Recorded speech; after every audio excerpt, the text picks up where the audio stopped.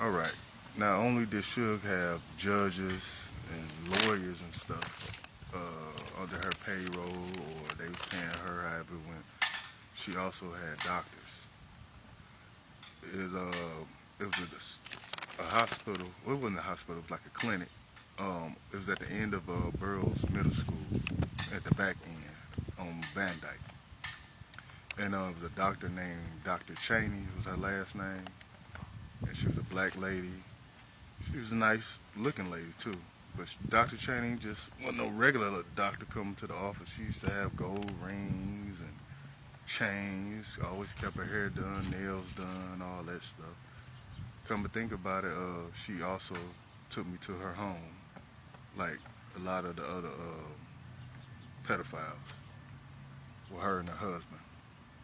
And I also noticed too, on quite a few occasions, if you remember, I was saying Suge's sister, Miss Chapman, that worked as the stenographer at the court office, would give her big fat envelopes.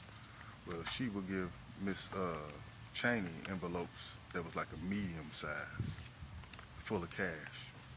But I had Medicaid and all that. So what was that all about? And then when Miss Cheney wasn't there, it was a white guy. And, I don't remember his name, but he was bald. I think he was bald, wore glasses and stuff. He seemed like he was a good guy. Miss Cheney, she was nice to me too. I liked Miss Cheney. I had like a little crush on her.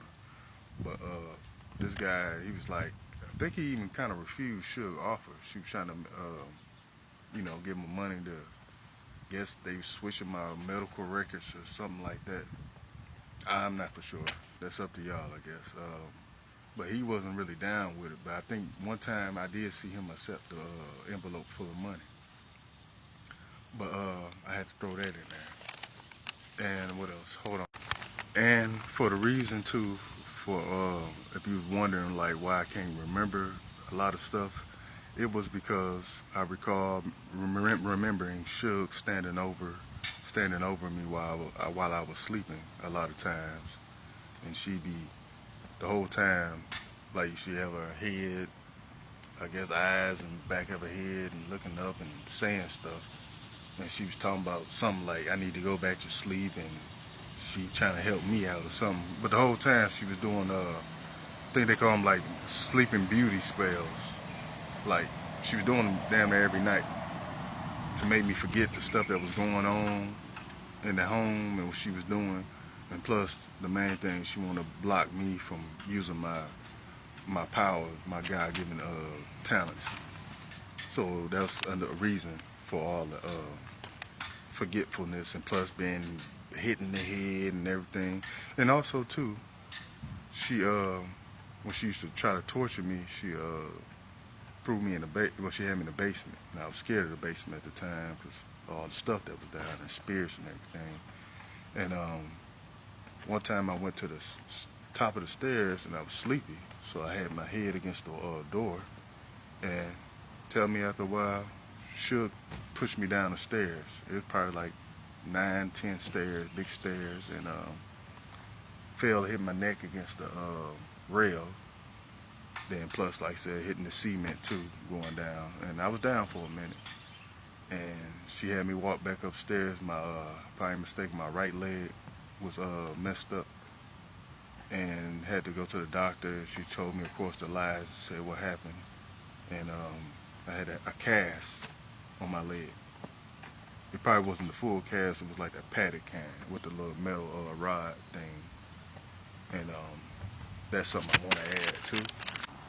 And also, when I was talking about they had like an insurance claim or something, yeah, what I got here, they're using like mind control manipulation tactics to cover up fraudulent life insurance, saying I'm married to somebody I don't know, maybe it's Jay or somebody I used to date, something like that. And they're trying to patch that up so it can look good in the public from what the records that they wrote saying that I'm married and I've been single for like the last 7 years. And trying to get back cool, I guess, take pictures like I'm with that person because they supposed to be like the beneficiary of my inheritance or the life insurance and everything.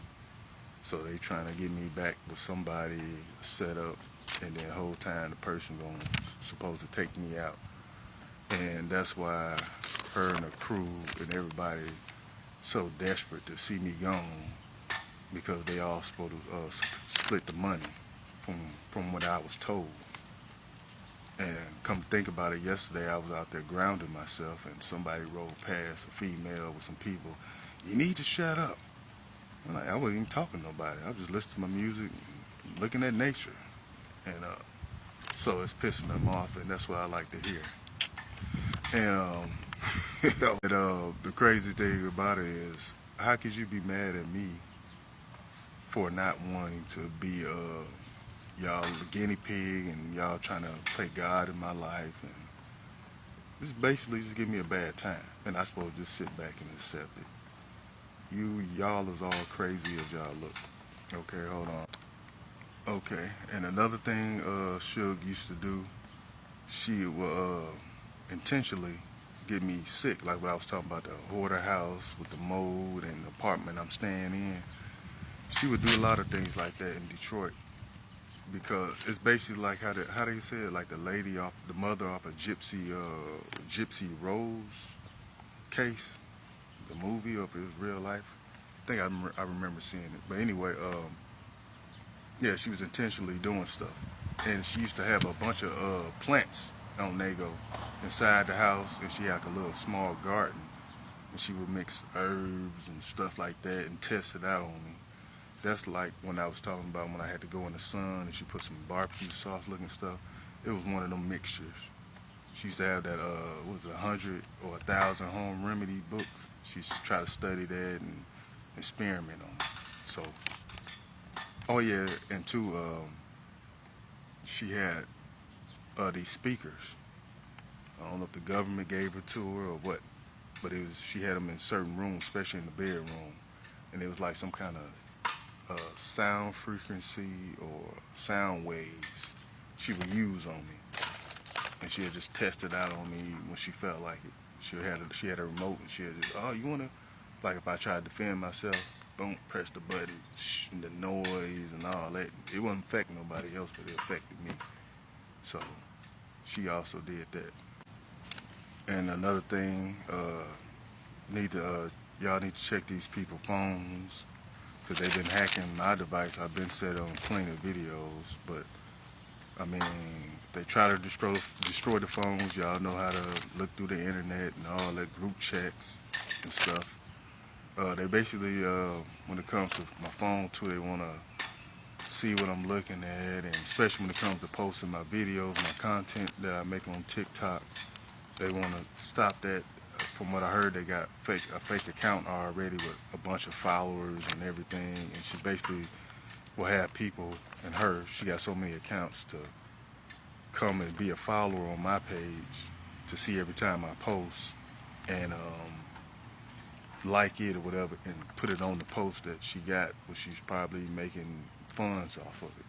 Because I've been doing this probably like 3 or 4 years, and you see I got like 1,300 likes or whatever. It should be way more than that. It's because she got like making her page the main page. So that's why I print how many likes I got, and I keep 0 followers, because you never know. And she have her friends, and they act like they want to be followers of my content, but the whole time they all gang up and report my stuff, talking about alcohol, drugs, and it probably once or 2 or 3 times I might have a cigarette in my mouth or a Black and Mild, but every time some nudity and so on and so on.